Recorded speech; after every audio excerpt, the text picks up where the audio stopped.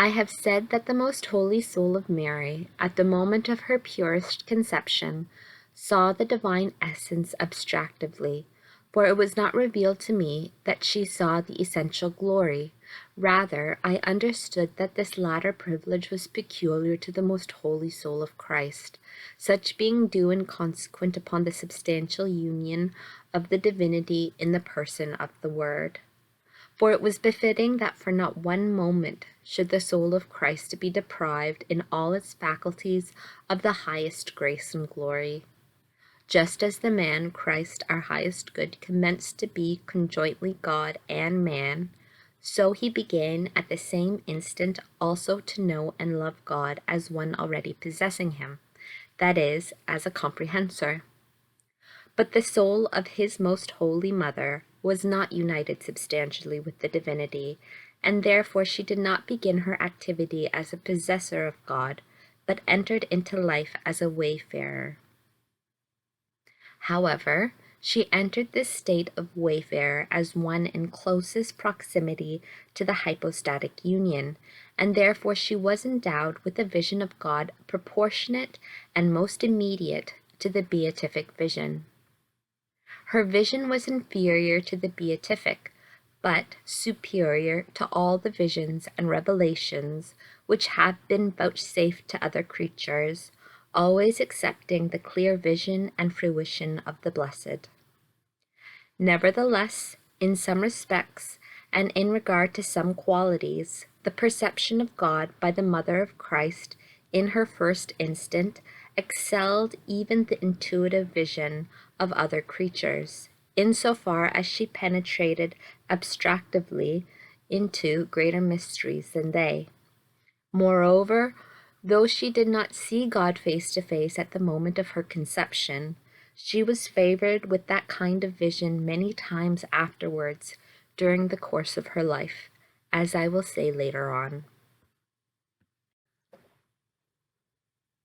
Instruction which the Queen of Heaven gave me regarding this chapter.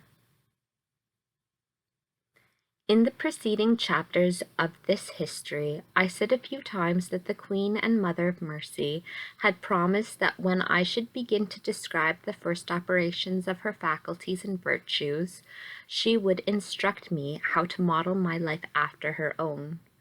For this would be the principal purpose of showing it to me as in a mirror.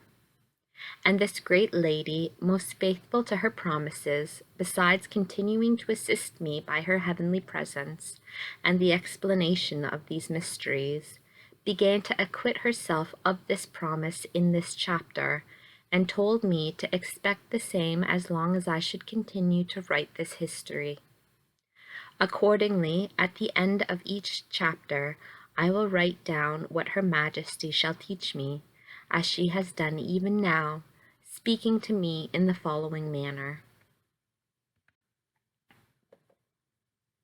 My daughter, I wish that thou reap for thyself the fruits which thou desirest from the description of the mysteries and sacraments of my holy life, and let the reward of thy labors be the greater purity and perfection of thy life, disposing thyself by the grace of the Most High to practice what thou hearest.